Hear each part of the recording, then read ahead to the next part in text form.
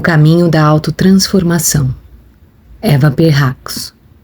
Capítulo 12, parte 1. O sentido do mal e sua transcendência.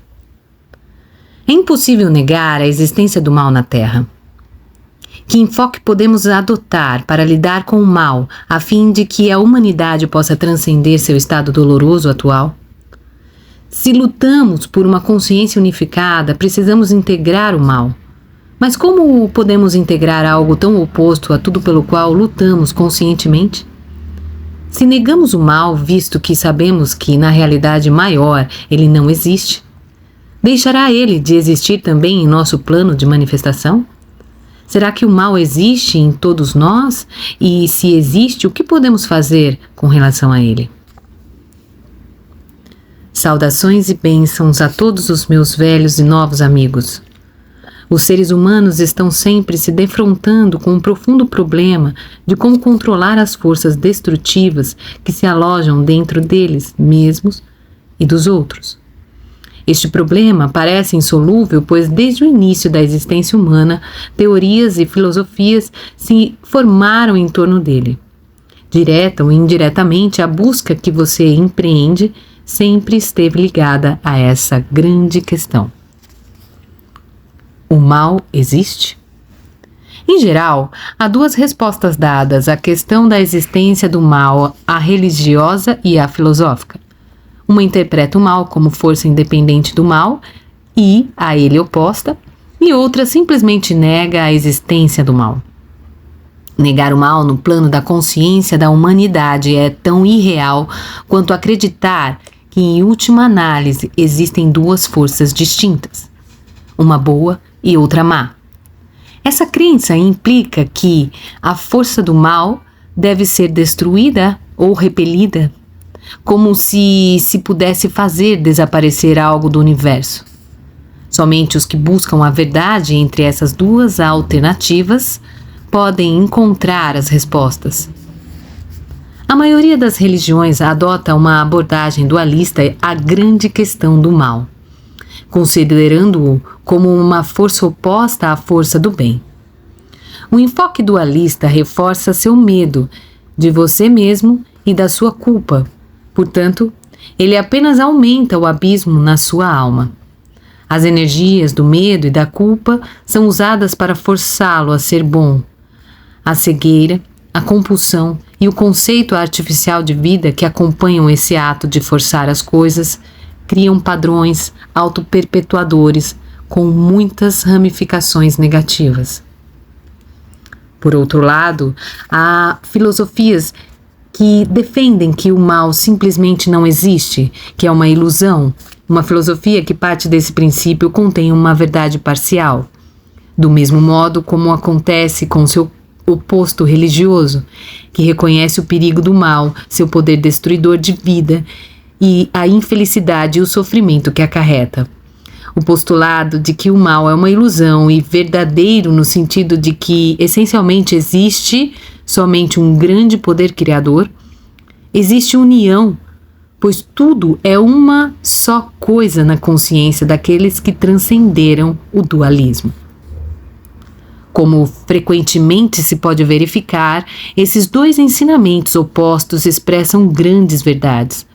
Mas a exclusividade com que são concebidos e perpetuados, em última instância, transforma sua verdade em algo não verdadeiro. A negação do mal como realidade resulta numa crença fundada no desejo, uma cegueira ainda maior e na negação do eu. Em vez de ampliar a consciência, ela a diminui. Cria-se assim um quadro falso, a manifestação do estado atual na humanidade. Ambas as visões do mal levam à repressão. Entretanto, o reconhecimento do mal também conduz à possibilidade de maior destrutividade. Esse reconhecimento pode levar a justificar e a ser condescendente com coisas realmente indesejáveis, como agir farisaicamente. Nesse caso, reprime-se a culpa, criando ainda mais divisão e dualidade. Procuremos então encontrar um meio de evitar essas duas armadilhas e reconciliar esses dois enfoques gerais dados ao mal. A aceitação correta do mal.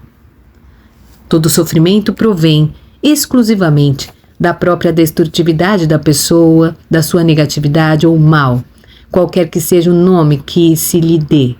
Todos vocês já passaram pela experiência de perceber como se sentem ameaçados, ansiosos e insatisfeitos ao se defrontarem com algumas das suas atitudes, traços e características indesejáveis. É preciso compreender essa reação com mais profundidade. O sentido de uma reação desagradável e ansiosa dessas é nitidamente uma expressão que afirma, abre aspas, tal e tal coisa não deveriam existir em mim, fecha aspas. Todas essas defesas que você erigiu tão laboriosamente servem para protegê-lo não só do mal dos outros, mas principalmente do seu próprio. Se procurar descobrir a causa sempre que se sentir ansioso, você fatalmente descobrirá que, em última análise, está apreensivo com o seu próprio mal, independentemente de quão ameaçadores possam parecer a pessoa do outro ou o fato externo em si. Se você traduzir essa ansiedade em palavras claras e objetivas, verbalizando seu pensamento interior de que certas atitudes e sentimentos, abre aspas, não devem existir em mim, fecha aspas, então você poderá encarar sua atitude com relação ao mal de uma maneira muito mais adequada, porque o mal, em si, é bem menos prejudicial do que sua atitude com relação a ele. Voltaremos a esse assunto mais adiante. De agora em diante, em vez de fugir, como de costume, o que sempre acarreta mal-estar emocional, problemas e sofrimento, agarre seu medo e o pensamento que está por trás dele. Não devo ser desse jeito. Se esse medo for ignorado, o problema será pior.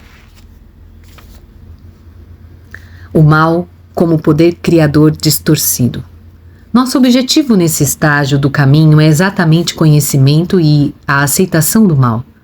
A palavra aceitação tem sido muito usada por falta de outra melhor, mas o significado muitas vezes se perde por trás da palavra. E precisamos assim prestar mais atenção ao modo como essa aceitação acontece. É só quando a aceitação acontece de modo correto que o mal pode ser incorporado e remodelado no sentido mais verdadeiro da palavra. Você pode então transformar uma força que se desviou. A maioria dos seres humanos esquece ou desconhece totalmente o fato de que o que é pior neles é, em essência, poder criador, corrente e energia universal altamente desejáveis. Somente quando passa a perceber isso realmente é que você aprende a lidar com cada aspecto de você mesmo.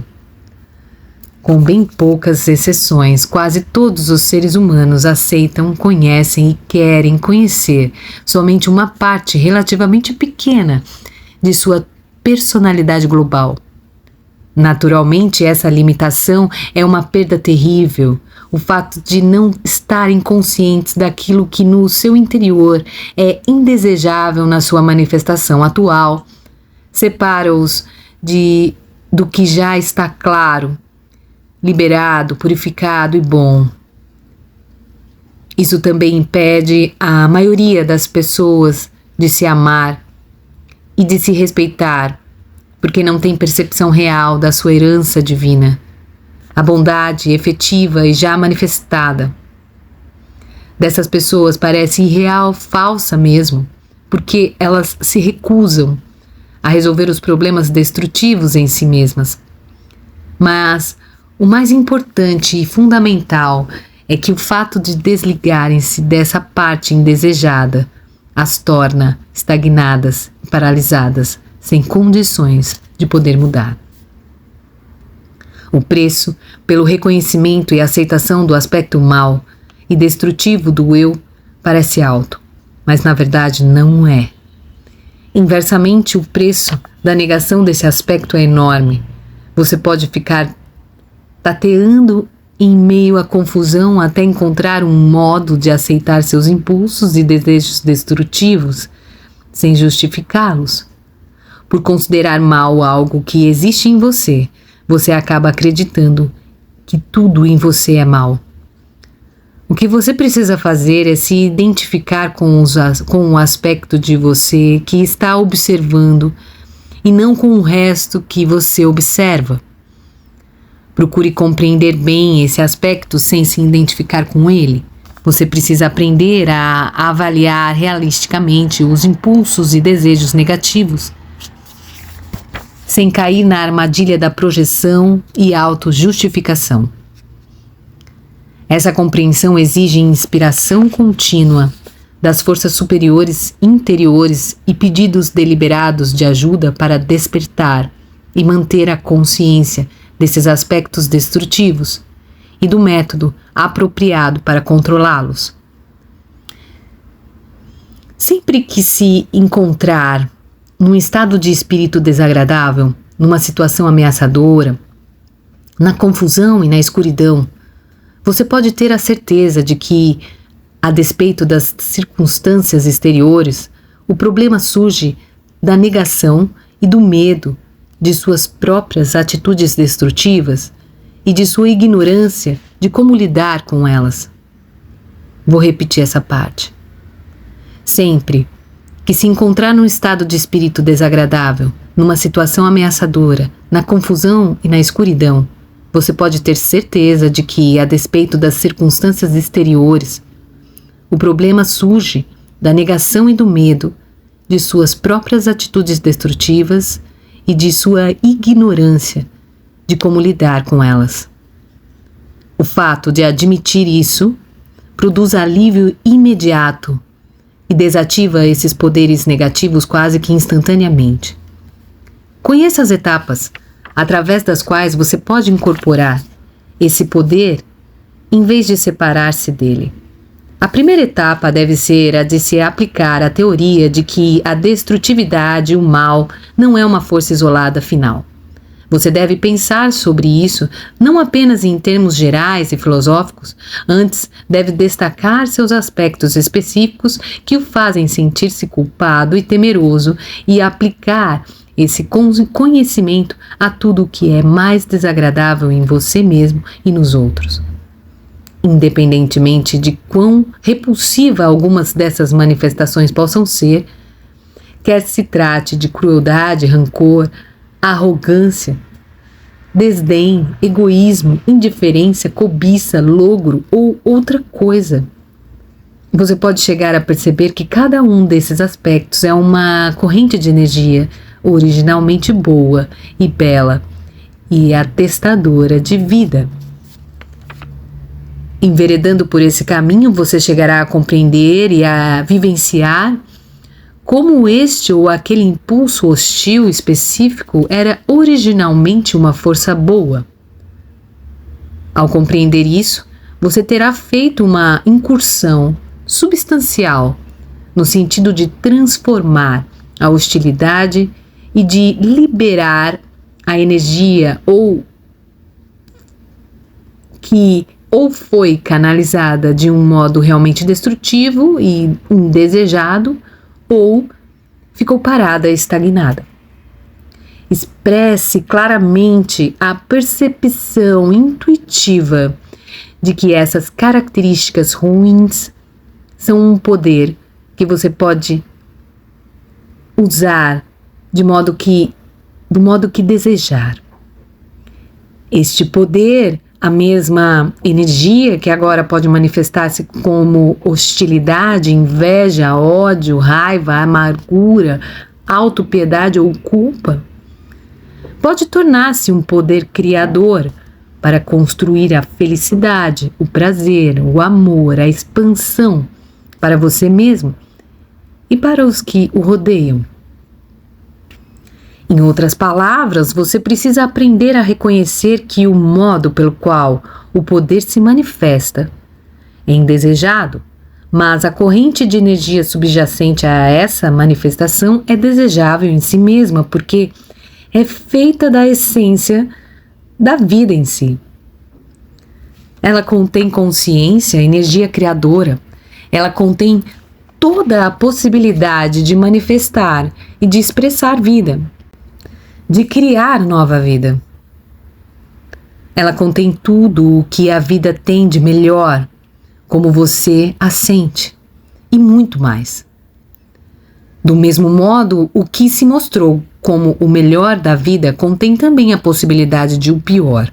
Se entrevir as possibilidades de todas as manifestações de vida, pois a vida é um fluxo contínuo, um processo em movimento e sempre crescente, você jamais se fixará em aspectos definitivos, os quais sempre criam um erro, confusão e dualismo. Você verá que, negando o mal no seu interior, você causa maior dano do que pode imaginar a sua personalidade como um todo e a sua espiritualidade manifesta. Negando o mal, você desativa uma parte essencial das energias e das forças criadoras que possui, e por isso elas estagnam. Depois da estagnação, segue-se a putrefação. A matéria apodrece. Quando estagna, não pode mais se movimentar. O mesmo se aplica à consciência. A matéria é sempre uma condensação e manifestação de consciência e de energia. A maneira como a energia flui ou não flui e a forma que assume quando se condensa depende da atitude de consciência subjacente, ou seja, intrínseca a um aspecto particular de criação. A destrutividade é uma forma errônea de consciência. Ela conduz ou diretamente através da ação ou da expressão direta ou indireta através da negação, isto é, da estagnação. É uma negação da vida. Esse é o motivo por que algumas emoções supostamente negativas são realmente desejáveis. Por exemplo, a raiva pode favorecer a vida e ser dirigida contra a negação da vida. A negação da raiva transforma-se em hostilidade, crueldade, rancor, ódio de si mesmo, culpa, confusão entre culpa dos outros e culpa própria, sendo assim uma corrente de energia destrutiva. Quando se compreende o mal como sendo intrinsecamente um fluxo de energia divina, momentaneamente distorcido, devido a ideias errôneas específicas, conceitos e percepções, ele não é mais rejeitado em sua essência, mas antes assimilado. Esta precisamente é a coisa que você considera a mais difícil de fazer. De fato, isto lhe é tão difícil que chega a esquecer até aqueles aspectos em você que já estão livres da distorção, do mal e da destrutividade, que estão realmente liberados e claros, que são bons, belos e divinos. Todo o seu esforço e boa vontade são belos. Apesar da culpa mal localizada, mesmo suas angústias de consciência derivam das manifestações melhores e mais belas da consciência. Você negará, ignorará e deixará de experimentar este melhor em você enquanto negar, ignorar e deixar de experimentar o mal em você. Você distorce o conceito de você mesmo quando nega qualquer parte sua, não importa quão abjeta possa ser na sua forma atual.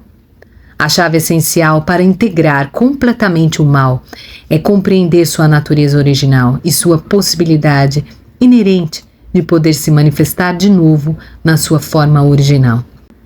Este deve ser o objetivo, meu amigo. Enquanto você procurar tornar-se bom, negando o mal, forçando-se a ser o que ainda não pode ser, e o que não pode ser jamais, Você permanece num estado doloroso de divisão interior, de autonegação parcial e de paralisia de forças vitais dentro de você. Digo que não pode ser jamais porque, se sua expectativa é destruir ou livrar-se magicamente de uma parte vital de você mesmo, e não aceitar o desiderato intrínseco de toda a energia criadora contida, mesmo nos seus aspectos mais destrutivos, você não pode tornar-se completo e íntegro. Cultive essa atitude diferenciada. A nova atitude de aceitação não significa justificar, condescender com seus aspectos indesejáveis ou racionalizá-los. Muito pelo contrário, significa reconhecê-los plenamente, dando-lhes expressão honesta, sem encontrar desculpas ou culpar os outros, mas também não se sentindo desesperançado e auto-rejeitado. Esta parece ser uma tarefa difícil, mas certamente é possível assumir essa atitude se você fizer um esforço sincero e se rezar realmente para que lhe seja dada orientação para este propósito específico. A libertação da beleza interior será a segunda parte do capítulo 12 que vamos ler no nosso próximo vídeo. Um forte abraço e até lá!